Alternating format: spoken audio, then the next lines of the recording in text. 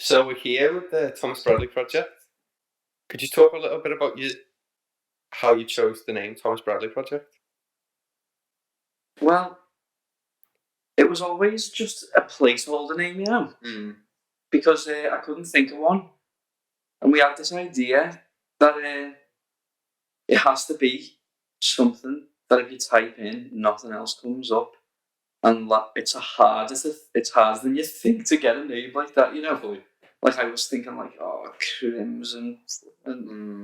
crimson floorboards, and then you just get crimson floorboards fucking advertised. It actually is bad. And then after a while, just warmed up to it. The Thomas Bradley Project. There's a few musical projects out there, so may as well join the ranks. Where do you feel you're at on your musical journey? I've seen a bit of your development, but if you could talk about how you've developed your sound, how you plan to develop it. Plan to develop it, wouldn't it? Yeah, we create the bands still, because the music that we make, it's a whole band thing, but we have to perform it as a duo. Yeah. So it is annoying, but at the same time, the actual songs themselves, I don't even want to think about developing them. I think it's all a natural thing. Do you know what I mean? Yeah. You get more.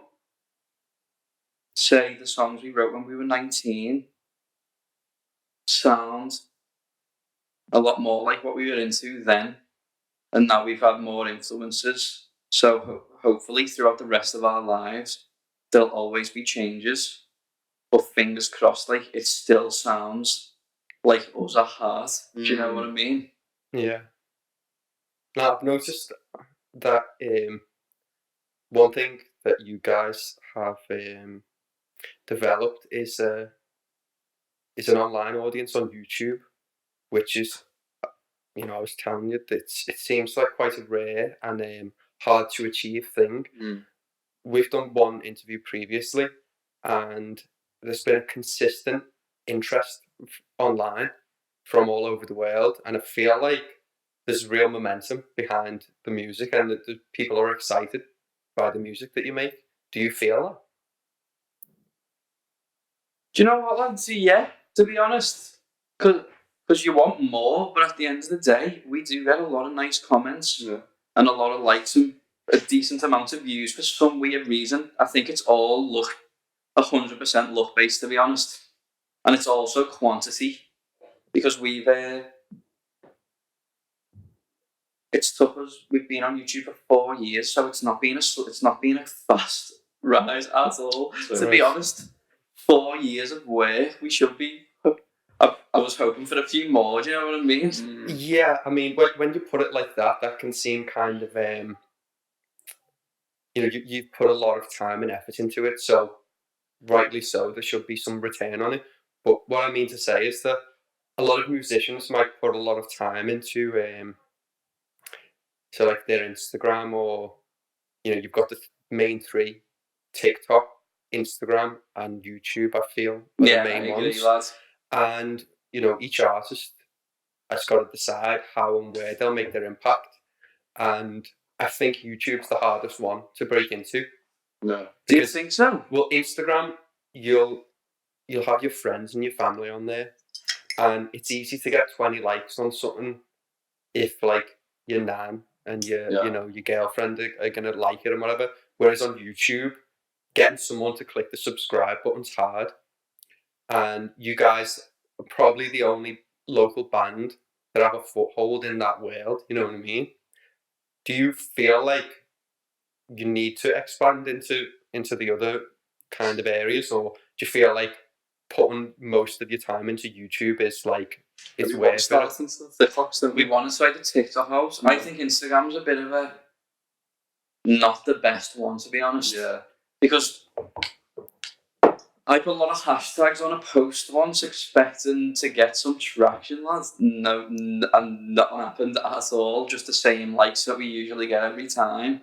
Whereas I haven't tried on TikTok, but I'm sure it's a lot more. We'll get on more For You pages and stuff like that than Instagram might get us on.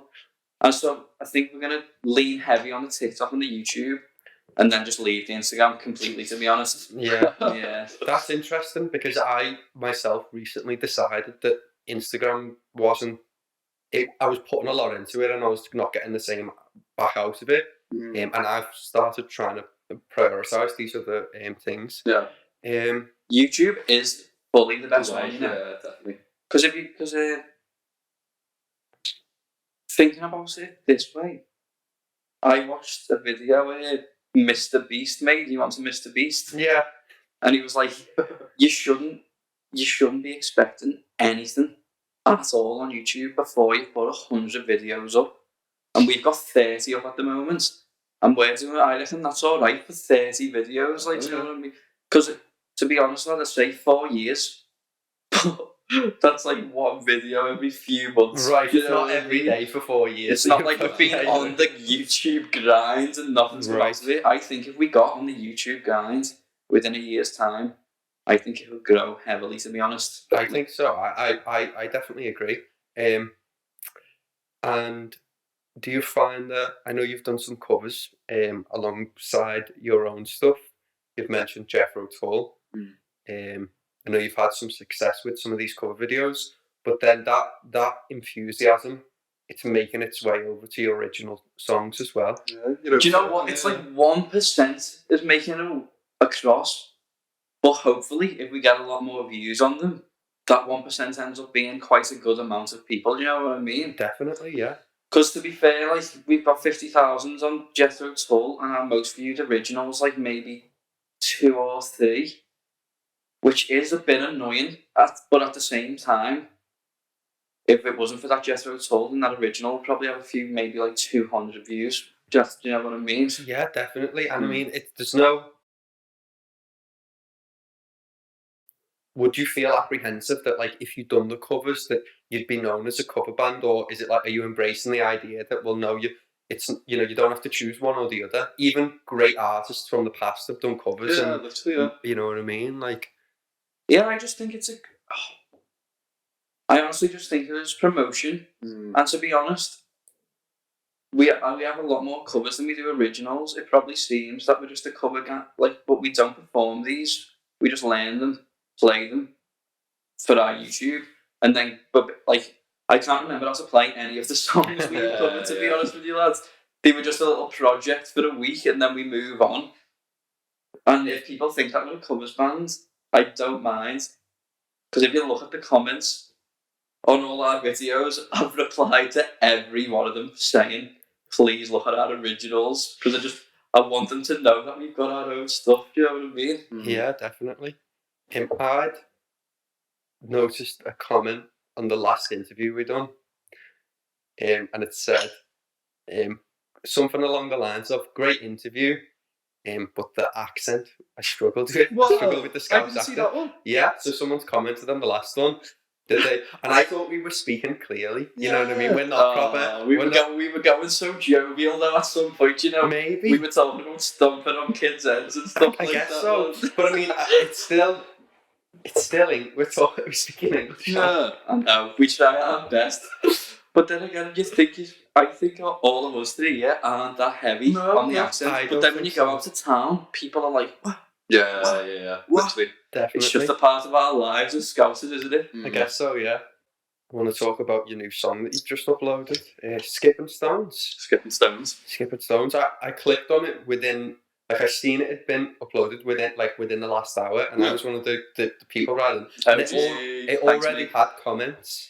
You know, people are waiting, you know what I mean? And maybe we've got a few notification bell. Yeah, we do, yeah. We do. What's that called? Like notifications or whatever? Yeah, so you click the bell, don't you? First, you know, you'll click subscribe, and then next to it there's a little bell. Yeah. And if you click that, you'll get a notification to say when a new video's come out. So I've got a few of them. Yeah, so for all of your fans who are interested, click that bell, because we want to grow that. The notification gang, don't we? Click, you guys. Blum Fake Media, click that bell as well, guys. You know what I'm saying? I appreciate that.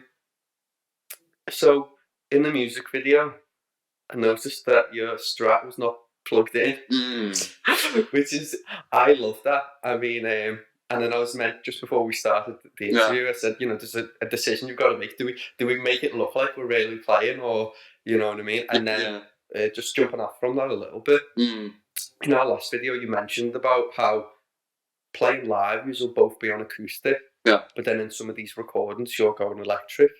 Do you feel like is the only reason you play acoustic live because it's just more of a hassle to bring an amp around and that type of thing? Probably is a bit of that, isn't it? It's like the effects side, but then also it's like doing like the open mics and stuff. Like it just be hard to do an electric lead part with an acoustic anyway. Like without the band. Without the band, yeah. Maybe so you'd feel like they something don't was mesh more together well. Without the and rhythm especially section. it's so much harder to get a nice sound when you've got an electric lad. Because a band make up for a lot of shit sound. But if it's just me singing and then Dino's coming in on some heavy distorted stuff, it's not going to work out very well. Literally, We've tried it before. It's not the best, to be honest. Right. Well, I've noticed in some of the live performances of some songs, the arrangement can change for the recording. Because I'd come to know these songs from seeing you play them live. Yeah. And I was like, oh, I know this song. And then when I've seen the video for it, I'm like, oh, you've changed it around a little bit. You know what I mean? Like some of the run and melodic lines will be swapped, and you know what I mean? Yeah. And is there kind of like a room for you to change things, or the songs are a little bit fluid in a way? You know what I mean? You could on the day be like, or when you're recording them, sometimes there's a violin on there, or do you get really kind of granular on the details and Do you mean for the live or for the recordings? Well, so when you write the song, is there there's one perfect version and you can change that for the live, or is it the case that the song can change over time? You know what I mean? Have some of your songs changed after you've recorded them? Oh yeah. We were just talking about one. Skip that one. Yeah. We were playing it before. And at the end, I don't want to say this because my mum and dad were telling me not to do this, and I've just done it. And now I think they were right because we were playing it before, trying to arrange our acoustic version, and we go into a major bit at the end for some reason for the last 20 seconds, and it's just too unnecessary, And now the video's out, and we only discovered this on our practice an hour ago, lads, that it sounds nice to just end on a sort of somber note instead of just having this you know what I mean? But now the video's done, so we usually do the song in the studio and then arrange for a live. We arrange it as best we can live, yeah. Because like you say, we've got violin at some points, we've got bass doing all of the work, we have a lot more harmonies, so when we come to just playing them, we have to make up for a lot of stuff with Dino's guitar, really. Yeah. Dino's putting in major work, to be honest. And playing 3 different parts. Some of the times, yeah. Fully sounds big box in the drums. That might be the next step, That might be the next step. But it's with the live stuff as well. It's when we get the band, some of them tunes might even get extended more, with just little jam moments, like Zeppelin did it, didn't they? Do you know what I mean? Yeah. We always dream about that. Yeah, like the Days Confused, 6 minutes, say, but they've got a 20-minute version. Do you know what I mean? That's we want our live act to eventually be that's worth the money. If you're a fan, that's worth the money because it's completely different to what you're gonna get off the albums. Right. That's what our end goal is live wise, to be honest. Yeah. Well, I can hear that in the songs, and then in, as you say, you can have these different arrangements. That's interesting. Last time we spoke, you talked about a 12-minute song. When you're writing a song, do you put much effort or thought into how long it needs to be, or does it whatever happens naturally? That's what the song. You know what I mean? I used to a lot, because I used to be. I love these prog bands and I love long songs, so I was always thinking I've got to do a long one, but that's just not the way to go about songwriting at all. I think if it's going to be long, it should be a natural, as you say, it should feel right. It shouldn't just be like, oh, I've done a song, let's lash this song on the top of it, and then add another song on top. Because that 12-minute one that you're saying, it basically is 3 songs, but it really wouldn't work if they were 3 separate songs. Yeah, they do flow into each other. It does only make sense as the suite, almost. Do you know what I mean? That's really interesting. I've found recently something similar where I wrote something and then it was like 2 minutes long and it was like, this isn't on its own, it isn't a song. I was like, hang on a minute, that leads in quite nicely to this other one. Yeah. I'm just going to put them together and that's it, you know, like, you sometimes it feels, when you force it, lad, but when it happens naturally like that, it's like the true beauty of the music comes out all of a sudden. Do you know what I mean? Yeah. When, because a short melody, maybe a minute long, you couldn't just put that out, could you? But it could be a section of a greater whole. Yeah. But the reason I ask is a local musician recently put out an album. I may as well mention him. It's Tom Warcraft. Okay. And his first single was only like a minute long, and it went and got played on BBC Introducing, like a minute long song. What? And it's like the opening. Yeah, I think so. Yeah, like Crazy. 1 minute, and it's like the opening of his album. Mm. And it got me thinking. Well, you know, there are no rules. Yeah, there isn't. Yeah. I guess you want someone to. If the song's 1 second long, no one's gonna play. You know what I mean? There's obviously like you need to give them something, but there's no like 12 minutes, 1 minute. If it's good and if it's, you know what I mean, if that's what it is, then Lad, if that's what it is, that's what it is. Yeah. But I've got this problem where I just can't stop adding to songs. You know, it's an annoying thing, and luckily I've got Dino, me dad, me mum, everyone in they're all musicians, but then everyone else throws the 2 cents in. Do you know what I mean? They always rein me in from fucking every song that I do ends up being at least 6. And usually I want it to be longer than that. But it's just like fucking the album be like, that's not. You're going self-indulgence now. You know what I mean? Right. Yeah, it's at the There's like a fine line between us, and really. It's at the expense of the song. Me just wanting to carry on now. Right. Yeah. Because sometimes I'm carrying on and there's nothing left to say. Yeah. Yeah. Well, I think the same. I was talking to a couple of musicians about there's certain Beatles songs where there's no fat on them, where it's like that. You know, you couldn't adding anything to it would be pointless, and taking anything away would take away from the song. And you want to get that perfect. You know, every song that you write to have that quality to it, you know what I mean? Yeah. But like you say, I think a lot of people, it's interesting that you say you can't get them under 6, because I can't get mine over 3 minutes. I can't do it. Like, I think I haven't put out a song that's over 3 minutes, and I'm really envious of your ability to do that, and I think a lot of musicians would have the same feeling. Does that come from your influences, your ability to kind of or is it like you're having fun with the song? What leads you to be able to write like that? Probably a bit of both, would you say? It's got to be a lot of the influences. Yeah, definitely, because like, we do listen to like mad prog albums. Do you know what I mean? Which have these extended. Yeah. So we're used to that then. Do you know what I mean? Like, that is literally what I grew up with. So it's got to be down to that. But at the same time, I do have a lot of fun with them. Like, Yeah. I do this thing every night, unless I'm like with my girlfriend, because. But even then, he's still doing it. I didn't even What's the thing? I didn't even mean it like that. Because basically, I can't do this when she's there, because she wants to get up for work early, lad.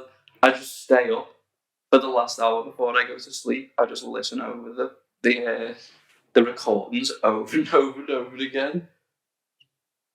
Because of every time I love this song that we're working on, and I know that after I've heard it 30 times, I'm gonna realise what's bad about it. Do you know what I'm saying? Definitely. And then through that, I'm like, but that could happen there, and that's why they end up doing that, basically. Yeah. Right. Well, there's a saying that the first audience member is yourself, and you said talking about loving the songs that you write. I know there's a common thing that musicians go through. They have to listen to it like 1,000 times before they put it up, especially if you're doing some of the mixing and the mastering. Yeah. Do you ever find that you get sick of a song because you've heard it too many times? So that Actually, full on hated though. Yeah. Yeah, well, do you know where we got one? We put one out the other month, Walk Amongst the Warriors. That's like one of my favourite ones. But just before that video came out, I was actually like, I hate this song so much. Because, especially with that one, we done that when we were 19. Then I was like, that mix is crap. Let's do it all again. So this is a song that we've been playing for years already. Yeah. Then I have to record it again. Then we mix it and master it again. And then we do the video for it. And then I'm editing that for another 10 hours, lads. And at the end of that, I was like, I never want to hear this song ever again. No. It's actually some weird mental tortures going on. Yeah, You know right, what I that's mean? interesting. I mean, I can definitely empathise with that. On a real one, that song's been in my life. I've been focusing in on that song. It's gotta be 10 years. Nah, but in terms of hours, there's gotta be like 200 hours put into that one tune. Defo. It's mad. Yeah. Well, I think that there's something really interesting about that. Like, do you know Tubular Bells? I love that. Well, do you know the story behind that? He keeps re-recording it to get it perfect. And you know, it's more common in film than music, but going back and changing something, like they went back and changed the Star Wars movies, and put CGI in them. And people were upset because they were like, "That's not the original Star Wars. That's not what I seen in the cinema." Would you imagine someone would like get upset that you've like re-recorded the song and be like, "I like version 1. Where's the first version?" You know what I mean? I do think about that though, with like some of the Spotify stuff. Like say we do want to change it later, like, ooh, can we, like, if it's, but then, do you know what I mean? Like, you've got to. No, I honestly reckon at one point, if our dreams come true, all of the music we've got out is gonna be gone. And re-recorded. So if there's any fans watching this that like it now, download them while you can, because they're gonna be gone. Right, that's really interesting. I mean, I've got plans to re-record one of my own songs that is on Spotify, and I'm going to take it down and put it back. What song was it? Now, I feel like you guys are one of the most unique sounds in the city. Do you feel like you'd flourish more if the scene was more like you? Like if there was more prog stuff out there? No, definitely not. I think that's like our one advantage we've got, so but you stand out because you're... That's when we're playing live anyway around the city. It seems that we've got a few songs that are that different. They don't even have to be that good. It's just these sort of like grab people's attention.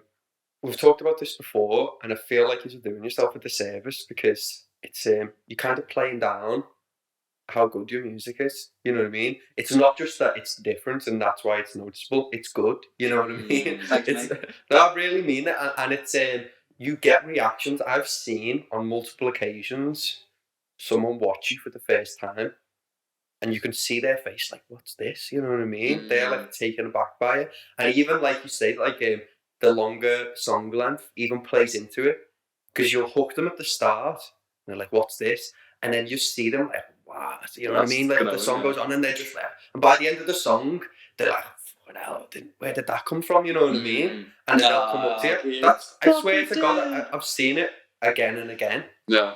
You know what I mean? And like, no, you're too nice, lad. I don't know what to say to these compliments. Bloody hell, tonight. Probably would help to get in with like a little prog scene, wouldn't it? Do you know what I mean? No, I think it's a good like in sense. Prog's the forgotten genre now. Right. So I don't think when we play, people are thinking this is prog. I think they just they just take it for what it is. Right. Do you know what I'm saying? I think you might be right there because even some of these big prog bands from the past, they're not getting spun on the radio now. You know what I mean? So it's like a weird like effect that you can have on people that like you're like reintroducing them to the genre, kind of. Do you feel that? And I also don't even want to mention that we are the prog bands because it's got some bad stigma. I think. Yeah, it has. Right. People hate it. They hate on it for some weird reason, lads. Well, they hate on like the musician side of it, don't they? Like what do you think about this, Kieran? A lot of people I've talked to about prog, they say it's the most self-indulgent genre, and that just annoys me because I think every musician who writes a song, it's all just self-indulgence, isn't it? I feel like maybe there is a stigma, and here's something else. Like the first time I seen yous, I didn't, in my mind, I wasn't like, this is a prog group, you know what I mean? I was just like taking the songs as they come and enjoying them, you know what I mean? Like, and like, even if people are or they aren't into it, you not saying we're a prog band, maybe you're leaving the door open for anyone to discover it, you know what I mean? Listen, lad, I've been sending a lot of stuff up recently because Skipping Stones was like the last original we're going to be putting out for a good while. And I'm not going to mention to any of these people that we're a prog band. I'm just going to say we're a folk rock act because I think as soon as they read that at the top of the email, it might be game over for us, to be honest. Unless there's a few prog labels that I'm actually going to send off to. So then obviously we can say we're a prog band then, do you know what I mean? Yeah. What about like festivals and stuff like that? Would you imagine there'd be some... We want to get on them this year, don't we? I've been applying to so many, lads. There'll be different stages of these festivals and you'll be like, we're a good fit for this stage. Yeah, you know what I mean? Yeah. Like, I think we could make it on any folk stage as well. Definitely, yeah. Because it's folk prog. It's a weird... That's what that genre probably is, isn't it? Yeah, that's our combo, basically. So... even though it's got some heavily rock elements, I think we do fine on these venues, you know. I just want the opportunities. I hope people get back to us so much, you know. Yeah. I'm craving some action right now, Kieran. It's annoying. Well, speaking of saying folk prog, I feel like your music, and you know, this is just my take on it, when you put a new song out, I can't predict what's going to be on it or how it's going to go. Where like it could open with a piano or a guitar. I mean, obviously there's probably going to be an acoustic guitar because a guitar. You're both really good guitarists. But that being said, you know, I wouldn't pigeonhole your sound into anything because it could be what you know. I could, you know, there's a song I've heard you where there's like all of a sudden there's an organ in the chorus. Is it in Starlight? Yeah. There's an organ underneath. And a vibe, you know what I mean? So like a lot of these elements, I feel like as musicians, you know, these are all just tools for you to synthesize into whatever your vision is, you know what I mean? Yeah, I was thinking maybe some of the songs sound too different to each other.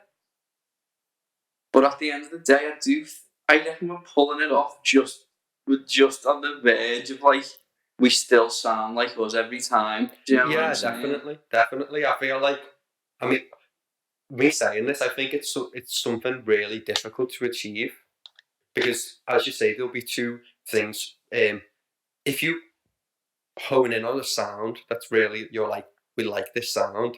Now, there's something safe about staying around that. Yeah. You know what I mean? But then there's something, even though it's exciting and adventurous, you might alienate your audience by doing something too different. Yeah. Like if you make a folk song and then you make a techno song and put them out back to back, you know what I mean? You're kind of like, you're putting your audience in a weird kind of place.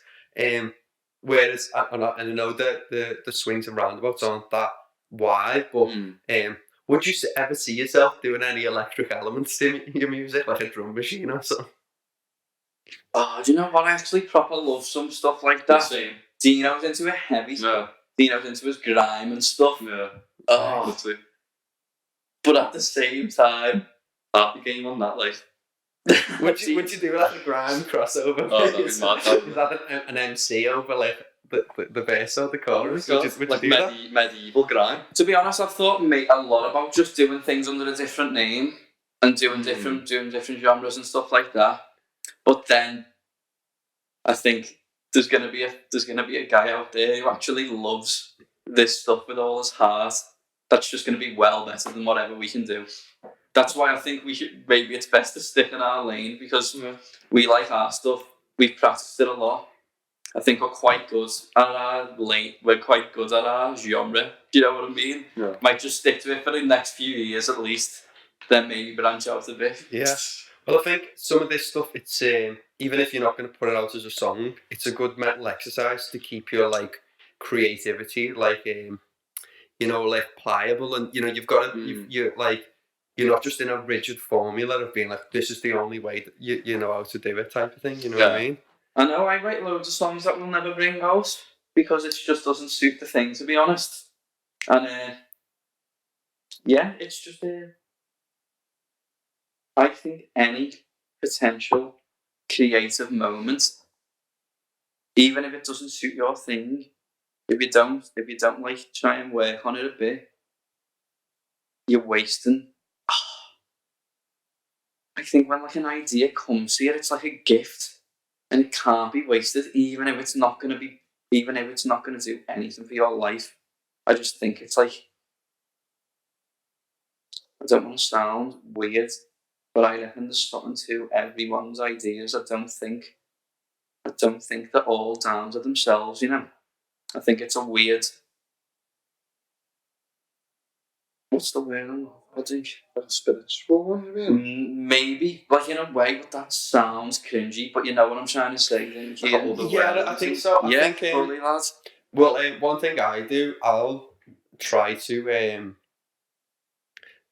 after I've been writing for a while, I'll try and remove myself and do something like I will do some drawing, or I'll do something that's like creative but not writing music. That's like, I'm kind of because sometimes you need to take a break from or step back from something to see it fresh again. You know what I mean? So like, if you like you were saying about being on YouTube for 4 years, if you'd got up every day and wrote a new song for 4 years and it's all you ever done, I don't think it would be as good as the music that you've got when you've got breaks in between. Yeah. You go off and you live your life a little bit, you go on holiday, you speak to your nan and granddad or whatever, then you come back a few weeks later or, a few days later, and you're like, hang on a minute, I'm drawing from a deeper pool now. Yeah. Do you find that? Yeah, definitely. It's too true. Yeah. Do you know who Julian Bream is? He's my favourite guitarist. He's not the most technical, classical player, but he's got the most feeling I've ever heard out of anyone. And he got his hands chewed by a dog, so he couldn't play anymore. And I was watching an interview, and he's like 80, and he says it's a shame that I can't play anymore because my life's more musical than ever. And I'm just thinking that's such the coolest quote I've ever seen, because it's like you say, I like that talking to your nan and granddad, like these moments, they just come out. If you try and, it sounds so cringy. I feel like if you try and you can live your life musically. Do you understand what I'm saying? And he's living his life musically, which is why he's saying he feels like he could play better than ever if his hands still worked. Because now he's at peace, sort of. Do you know what I mean? Yeah. Well, Akira Kurosawa, who's an old Japanese director, he was like 88, still making movies, and he'd said, he's like, the biggest shame is that, like, I've got more to say now. My view of the world now is better than it was when I was 20. Yeah. But I just don't have, I'm too old now. I haven't got the energy for it. And I feel maybe that's a similar kind of. Lad, there's too much wisdom in these people who have lived these lives that if you don't take it on board, it's just stupid. Like talking about directors, I heard Scorsese say the best films are the most personal ones, as in only the man who made this film can do it. Do you know what I mean? Like, there's no one else who could attempt this because it's truly from themselves. Definitely, yeah. Which is why, like, past some of the years that we've been writing songs, I've been wanting to like fit in to like what people want, but I think that's the worst thing you could ever do to make good tunes. You should never like you shouldn't go for something. It should just, if it just comes out of you naturally, it's always going to be well better. Do you know what I'm saying, Kieran? Yeah, well, do you, it's the famous thing of Paul McCartney waking up with Yesterday in his head, like the melody, and there was a piano next to his bed, and he's got up and he's been like, what's this? Have you ever woken up with a song? Nah. Do you dream music related? I've only ever had one music moment in any dream. Just get on this. I was at Mackey's in France in the dream, and for some reason, I just killed the cashier. And then, in the dream, lad, the music was like so sad. And then I was like, what have I done? That's the only musical moment I've ever had in a dream, you know. Your psychiatrist is going to look back on this video and they're going to draw so much from. Why was it in France? Lad, why was it in France and why did I kill that woman for no reason? Oh my god. I killed her for nothing, lad. This video will be on like a Netflix series in like 5 years. Yeah. Like, this was the moment. This was the first sign of Tom's murder. I've never thought about that. If you'd ever done something crazy, that like, your music online, people would find it as like, this was the murderous music. Like Charles Manson. Charles Manson has got, you know, he's got both songs. I like that song on YouTube of his, you know. What is that? This is your game. Look at your game, girl. Yeah, something like that. I like it. And I feel bad. Okay, here's a funny question. Do you think that, like, do you still listen to Michael Jackson's music? Yeah, I love it, lads. I proper love it. I'll never stop listening to that, mate. But I mean, given if Hitler had a banger album, would you still give it a spin? You gotta give it a spin. Yeah, definitely. Yeah.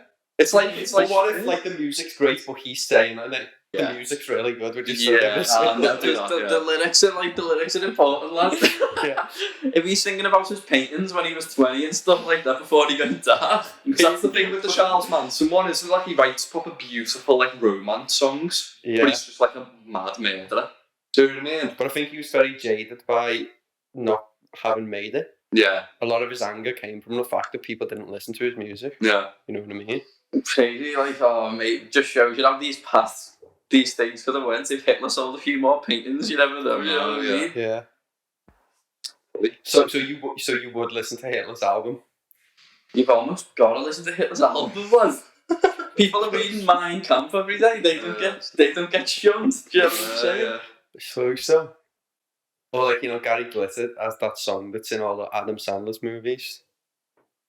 Which one's that? It's got like a dead iconic drum intro. It goes, and it's in Joker. We were literally talking about this song last night. Yeah, that's crazy. That you've just put that so weird. Well, I like that song, but it's Gary Glitter, isn't it? So you can't be putting it on 10. No. Do you know what I mean? And like the neighbours like, what day is he? This one's like Gary Glitter. That's Kanye's on a madness right now. Exactly, yeah. And he's still like maybe top 5 most listened to. So all these people can't be like evil for listening to Kanye. It's just because you've just got to separate these things. I suppose separate the art and the artist. Yeah. Well, because John Lennon, Jimmy Page has got some horrible allegations. Oh yeah, I mean, we don't have to go too deep into that. But even like I didn't know about a lot of the John Lennon stuff. Yeah, he said openly in Beatles songs, "I used to beat my wife." That's a Beatles lyric that was like truthful, and it made it onto the song. You know what I mean? And then like. And that's the happiest song of all time as well. But I still love John Lennon, even though I know about that, you know what I mean? And that's, I guess I've got to wrestle with that. What do you feel? Yeah, you've got to wrestle with that, haven't you? I just honestly, this is tied into my thing before. I don't even like the phrase musical genius because I don't think it comes from themselves. So that's why I think Charles Manson, one of the most evil men, could do good songs, because I don't think it's from himself on some level. I think he's just being given a gift in a weird way, and he's just put it out there for people. So at the same time, John Lennon, obviously it's him, but at the same time, the music is music. It's just music. It doesn't matter that he wrote it. Right.